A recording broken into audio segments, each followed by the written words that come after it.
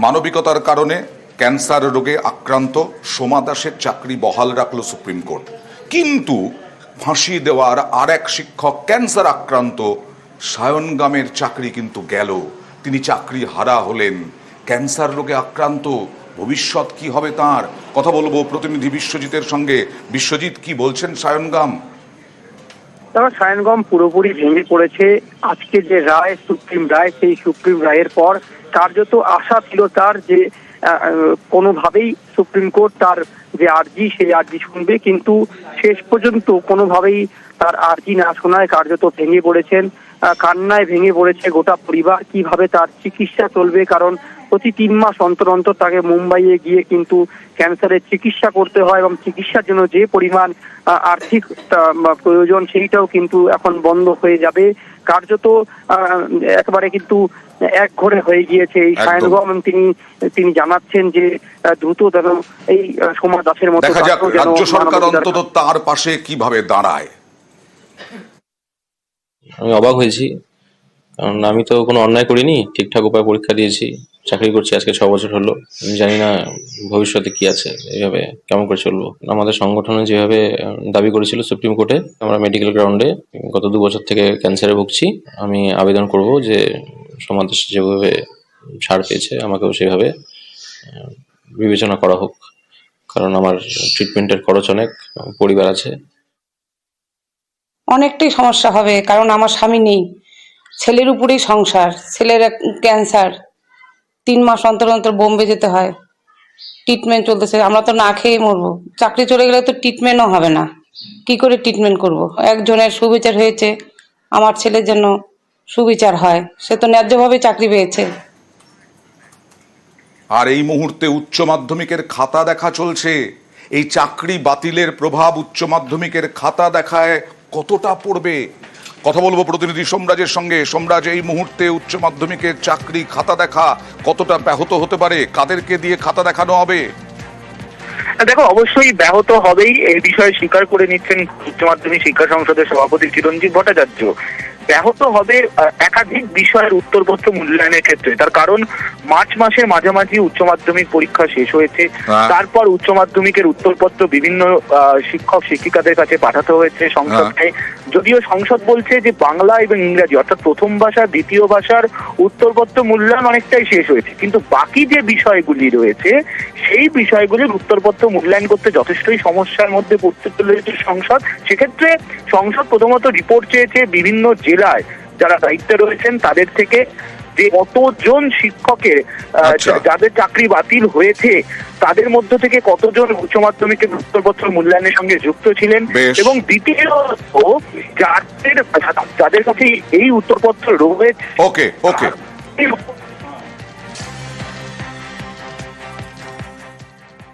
পরীক্ষার্থীর সংখ্যা অন্যান্য বার থাকে প্রায় 7.5 লক্ষ থেকে 8 লক্ষ। এবার আমাদের পরীক্ষার্থীর সংখ্যা 5,09,000 মতো। যেহেতু পরীক্ষার্থীর সংখ্যা প্রায় 2.5 লক্ষ কম আছে, অথচ আমরা টোটাল যে এক্সামিনার্স পুল যেটাকে বলা হয় সেটা আমরা অলমোস্ট সেম রেখেছি। ফলে আমার মনে হয় যে যদি হঠাৎ করে এই রায়ের ফলে যদি 10 to 15% যদি ড্রপও হয়, তাহলে বাকি যারা রেস্ট অফ দি এক্সামিনার্স আছেন তাদেরকে দিয়ে আমরা খাতা দেখিয়ে নিতে পারবো।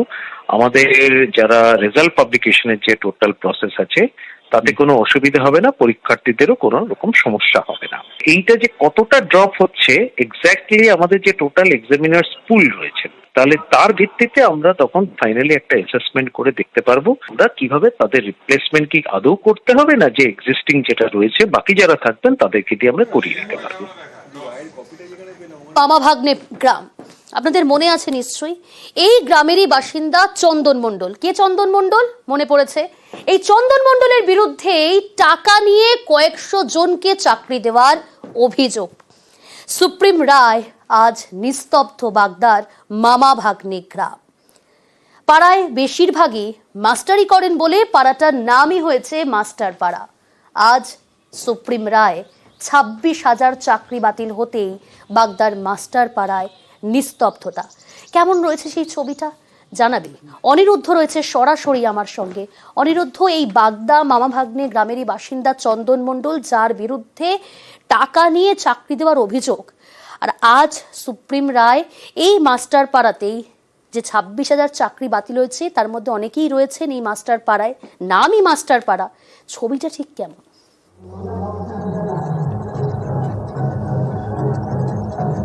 দেখো প্রিয়াঙ্কা, তোমাকে জানিয়ে রেখে যে উত্তর 24 পরগনার এই মামাভাগ্নে গ্রাম, যে গ্রামকে এলাকার মানুষ মামাভাগ্নে মাস্টার পাড়া বলে চিনে গিয়েছিল এই চন্দন মণ্ডলের জন্য। কারণ চন্দন মণ্ডল টাকার বিনিময়ে সাদা খাতা জমা দিয়ে কয়েকশো ছেলে মেয়েকে চাকরি দিয়েছিল এই গ্রামের, এবং এই গ্রামে মাস্টার বেশি থাকার কারণে এলাকার মানুষ এই মামাভাগ্নে গ্রামকে মাস্টার গ্রাম বলেই চিনেছিল। এবং পরবর্তীতে উপেন বিশ্বাস সৎ রঞ্জন বলে চন্দন মণ্ডলকে সাদা খাতার বিনিময়ে চাকরি দিয়েছিল বলে অভিযোগ করেন, এবং সেই অভিযোগের ভিত্তিতে পরবর্তীতে কিন্তু হাইকোর্ট নির্দেশ দিয়েছিল চন্দন মণ্ডলের বিরুদ্ধে তদন্ত করবার। তারপরেই কিন্তু দীর্ঘদিন প্রাথমিকভাবে সিবিআই, পরবর্তীতে ইডি তাকে হেফাজতে নিয়ে দীর্ঘদিন জেলবন্দি অবস্থায় রয়েছে চন্দন মণ্ডল। এর মধ্যে এই যে সুপ্রিম রায়, অর্থাৎ হাইকোর্ট আগেই নির্দেশ দিয়েছিল প্রায় 26,000 চাকরি প্রার্থীকে তাদের চাকরি বাতিল করবার নির্দেশ দিয়েছিল। আজ আবার সুপ্রিম কোর্ট সেই রায়কেই বহাল রেখেছে, এবং এই রায়ে বহাল রাখার ফলে মামাভাগ্নে মাস্টারপাড়াতে গিয়ে কিন্তু আজ দেখা গেছে পুরোপুরি নিস্তব্ধতা। গ্রামে অনেকে জানাচ্ছেন, যারা চাকরি নিয়েছিলেন তাদের পরিবারের সদস্যরা জানাচ্ছেন যে 2 লক্ষ টাকার বিনিময়ে চাকরি নিয়েছিল জমি বাড়ি বিক্রি করে, কিন্তু এখন সর্বহারা হচ্ছেন তারা, এবং তারা ভাবছেন আগামীতে কি করে চলবেন। অনেকে বিয়ে করেছে, ছেলে মেয়ে হয়েছে, কিন্তু কি করে চলবেন তা নিয়ে কিন্তু তাদের মধ্যে এখন প্রশ্নচিহ্ন জেগেছে। কিন্তু এলাকায় চন্দন মণ্ডলও নেই, এবং এলাকায় সেই আগের মতো মাস্টার পাড়ার সেই গরিমাও নেই। একদম নিস্তব্ধতা নেমে এসেছে আজ এই সুপ্রিম রায়ের পরে। প্রিয়াঙ্কা, বেশ, এভাবে কিভাবে চালাবো, এটাই আমাদের এখন সমস্যা। চাকরি তো চন্দন দিয়েছিল, কে দিয়েছিল চাকরি? না, চন্দন দেবে কেন, এটা পরীক্ষা দিয়েই হয়েছিল। বাড়িতে এখন সবাই নিঃশব্দ। এখন কিভাবে কি হবে, কিভাবে সংসার চলবে? আমার একটা মেয়ে আছে, ক্লাস 4-এ পড়ে। জোগাড় করি, হয়তো কারো কাছে নিতে হয়তো 2-1 লাখ টাকা দিতে পারে, গরিব মানুষ হিসেবে বাড়ির লোকে হয়তো দিতে পারে। তারপরে চাকরি দিয়েছে? হ্যাঁ, এখন তারপরে হতে পারে। এখন চাকরি কোথায় করে? ওই তো বলছি তো, গঙ্গাসাগরের পাশে। চন্দনের দ্বারা সবই হয়নি, এটা বলা ভুল। কিন্তু কিছু লোকের চাকরি চন্দন দিয়েছে। হ্যাঁ, এটা হতে পারে। বাড়ি জমি জায়গা দেখা যাচ্ছে কত লোক লাখ লাখ টাকা লোকের কাছ থেকে সুদে করে নিয়েও দিয়েছে। অনেকের চাকরি চলে গেল। হ্যাঁ, অনেকের গেল, এতে অনেকের জীবনও যাবে। কত মানুষের যে কত ক্ষতি হবে তাতে কোনো গুণাগাথা নেই। দিনহাটায় বিএসএফ এর গুলিতে মৃত্যু। ভারত বাংলাদেশ সীমান্তে বিএসএফ এর গুলিতে মৃত্যু হয়েছে এক যুবকের। গীতালদহের ঘটনা।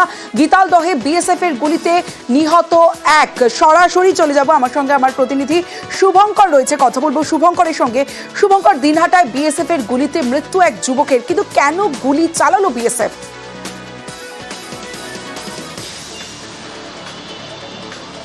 দেখো, যেটা জানা যাচ্ছে যে ঘটনাটি ঘটেছে সেটা হচ্ছে ভারত বাংলাদেশ সীমান্ত লাগোয়া একদম 0 পয়েন্টে, অর্থাৎ গীতালদহের মরাকুঠি গ্রাম, এইটি একদম 0 পয়েন্ট। এবং সেই 0 পয়েন্টে গতকাল রাতে বিএসএফ গুলি চালায়। সেই গুলিতে নিহত হয় ভারতীয় যুবক। সে একজন ভিন রাজ্যের শ্রমিক, ব্যাঙ্গালোরে কাজ করতে গিয়েছিল। ঈদের ছুটিতে সে বাড়ি এসেছিল এবং গতকাল রাতে গুলিতে তার মৃত্যু হয়। বিএসএফের দাবি ওই যুবক ওই এলাকা দিয়ে পাচার করছিল। তাদের বিএসএফ পাচারে বাধা দিলে বিএসএফের উপর হামলা চালায়, তারপরেই বিএসএফ গুলি চালায় বলে অভিযোগ। যদিও যে নিহত যুবক, বিএসএফের গুলিতে মৃত যুবক, তার পরিবারের দাবি যে সে রাতের বেলা খাওয়া দাওয়া করে বাড়ির বাইরে বেরিয়েছিল এবং তারপরেই এই ঘটনা ঘটে। সে পাচারের সঙ্গে যুক্ত নয়, তাকে বিএসএফ জোর করে ইচ্ছা করেই গুলি করে মেরেছে। এবং এই ঘটনায় ওই পরিবারের তরফ থেকে বিএসএফের বিরুদ্ধে দিনহাটা থানায় অভিযোগ জানাচ্ছে বলে ওই পরিবারের তরফে জানানো হয়েছে। এবং গোটা ঘটনা নিয়ে কিন্তু বিএসএফের বিরুদ্ধে রীতিমতো তোপ দেখেছেন উত্তরবঙ্গ উন্নয়ন মন্ত্রী উদয়ন গুহ। বেশ শুভঙ্কর, আমার ছেলে না রাতে খাওয়া দাওয়া ঘুমাইছে, স্কুলের মাঠে টাটে পুলিশ ঘুরে করে। আমার ছেলেকে বলে যে তোর বাইরে বেরিয়েছিস নি। এখন 0 পয়েন্টে আমার 3.5 বিঘে জমি আছে, এন্ট্রি করা আছে ওখানে। আমার নাম, ওর নামও আছে। এখন জানি না ছেলে আমার ভূমি বাড়িতে খেতে পানি দিতে গেল নাকি, আমাকে কিন্তু বলি যায়নি। এখন শুনি যে আমার ছেলেকে ওরা গুলি করে মারছে। আমার ছেলে বিচার আমি চাই। আমার ছেলে এই 10-12 দিন হল দিল্লি থেকে আসা। আমার মনে হচ্ছে আমার ছেলেকে স্কুলের মাঠ থেকে ধরে নিয়ে যায় ওরা গুলি করছে। বড় ছেলেকে আটকাইছে, এখন ছোট ছেলেকে ওরা মোবাইল টোবাইল টিপি নিয়ে যদি ধরছে। আমরা তো জানি ছেলে ঘরে তো আছে, কিন্তু ছেলে ঘরে নেই। ক্রমশ বিএসএফ সীমান্তবর্তী এলাকার মানুষের কাছে বিভীষিকা হয়ে উঠছে। এখন পর্যন্ত যে কটা ঘটনা এই দিনহাটার বিভিন্ন সীমান্তে হয়েছে, বিএসএফ কিন্তু দেখাতে পারেনি যে এই জিনিসটা পাচার করছিল বলে তাকে আমরা গুলি করেছি। পাচারকারী বলা হচ্ছে, কিন্তু পাচারের সামগ্রী দেখানো হচ্ছে না। একটা স্বাধীন দেশের নাগরিকের তার বাড়িতে এসে তার এলাকায় ঘোরাফেরার কোনো রকম সুযোগ নেই। বাংলাদেশ পরিস্থিতি, আর সেই পরিস্থিতিতে সতর্ক বিএসএফ। সীমান্তে উস্কানি, আর সেই উস্কানিতে এবার বিপাকে কৃষকরা। কারণ নদিয়ার চাপড়া সীমান্তে সেখানে কৃষিকাজে নিষেধাজ্ঞা জারি করা হয়েছে। নদিয়ার চাপড়া সীমান্তে কৃষিকাজে বিধিনিষেধ। বাংলাদেশ পরিস্থিতি নিয়ে সতর্ক বিএসএফ। সীমান্তে উস্কানিতে বিপাকে কৃষকরা। সরাসরি চলে যাব, সমীর রুদ্র রয়েছে আমার সঙ্গে। সমীর, দুটো বিষয় জানতে চাইবো যে এক, কতদিনের জন্য বন্ধ করা হয়েছে কৃষিকাজ, কি নিষেধাজ্ঞাতে ঠিক কি বলা হয়েছে, নির্দিষ্ট কোনো সময় বলা হয়েছে কিনা, আর কৃষিকাজ যদি না করেন কৃষকরা কি করবেন?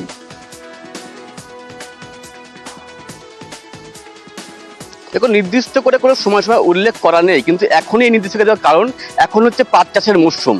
এবং এই যে ভারত বাংলাদেশ সীমান্ত চাপড়ার বিস্তীর্ণ এলাকা, এখানে প্রচুর কৃষি জমি রয়েছে ভারত বাংলাদেশ সীমান্তে। এবং এখানে কিন্তু মূল অর্থকরী ফসল পাট, এবং এখানকার কৃষকরা কিন্তু পাট চাষ করেন। এবং এই পাট যেহেতু হাইটটা অনেকটা উঁচু হয়, এবং এর ফলে কিন্তু বিএসএফের নজরদারিতে সমস্যা হবে। এবং যেহেতু ভারত বাংলাদেশ সম্পর্ক এখন অবনতি হয়েছে, সেই কারণে কিন্তু কড়া নজরদারি চালাচ্ছে বিএসএফ এই এলাকায় যে কোনো রকম অনুপ্রবেশ রুখতে। কিন্তু এই যে উচ্চ জাতীয় যদি কোনো ফসল চাষ করা হয়, বিশেষ করে পাট চাষ করা হয়, সেক্ষেত্রে নজরদারিতে সমস্যা হবে। সেই কারণে মূলত কিন্তু পাট জাতীয় চাষকেই কিন্তু নিষেধাজ্ঞা জারি করা হয়েছে। এবং এর পাশাপাশি কলা গাছ এবং আখের চাষের উপর নিষেধাজ্ঞা জারি রয়েছে, যদিও এখানে পাট চাষটা কিন্তু মূল অর্থকারী ফসল। এবং এর পাশাপাশি এই এলাকায় যে বিস্তীর্ণ এলাকায় যে অনেক চাষি রয়েছেন, এই যে পাট চাষ তাদের মূল পেশা, এই পাট চাষ করতে না পারলে তারা কিন্তু একটা বৃহৎ একটা আর্থিকভাবে ক্ষতির সম্মুখীন হবেন। কারণ এর উপরে যেমন কৃষিজীবীরা নির্ভর করছেন, ক্ষেত মজুররা নির্ভরশীল করছেন, এবং এর পাশাপাশি এটা পাট জাতীয় যে পণ্য তৈরি হয় বা ব্যবসায়ীরা, তারাও কিন্তু নির্ভরশীল হয়েছেন। তবে সমস্ত বিষয়টি খতিয়ে দেখার আশ্বাস দিয়েছেন জেলা শাসক তমশ্রী। বেশ, কিন্তু এই মুহূর্তে যদি আমাদের চাষ বন্ধ হয় তাহলে আমরা খাবো কি? আমরা গরিব মানুষ, আমরা চাষের উপর আমাদের নির্ভর। সরকারের তরফ থেকে 50 মিটার বাদ দিয়ে বলে আমরা এখানকার চাষিরা সব 50 মিটার বাদ দিয়ে চাষ করি, পাট চাষ করি। আর পাট চাষ যদি বন্ধ হয়ে যায়, আমাদের প্রথমে ক্ষেত মজুরিকে আমাদের মেহনত বন্ধ হয়ে যাবে, আমাদের অনেক অভাব দেখা যাবে। এখানে 200 মিটার বাদ গেলে অনেক জমি চলে যাবে, ওই ভিতরে তো আর জমি থাকবে না, বাইরে তো অনেক চাষি মারা যাবে, কিন্তু কয়েকশো বিঘা জমি নষ্ট হয়ে যাবে। বিএসএফ ক্যাম্প থেকে আমাদের একটা দিয়েছে চিঠি আমরা পেয়েছি, যেটা বলেছে 200 মিটারের মধ্যে পাট চাষ না করতে। ওদের মূল চাষই হচ্ছে পাট চাষ। ওর বর্ডারের ভিতরের বাইরে চাষ করতে যদি না করে দেওয়া হয়, তারা অনেক সমস্যার সম্মুখীন হবে। সেই চাষিরাও আমাদের কাছে অভিযোগ জানায়। সেই হিসাবে আমরা জেলা প্রশাসনকে ডিএম লেভেলে আমরা জানিয়েছি বিষয়টা দেখতে। আমরা বিভিন্ন সোর্সেস থেকে এই কমপ্লেনটা পেয়েছি, এরকম একটা 50 মিটারটাকে 200 মিটার করা হয়েছে, তার জন্য স্থানীয় মানুষের অসুবিধা হচ্ছে বলে সেটা আমরা যে কনসার্ন অথরিটি রয়েছে এটা বিএসএফ এর সাথে টেক আপ করবার জন্য আমরা তাদের সাথে কথা বলি।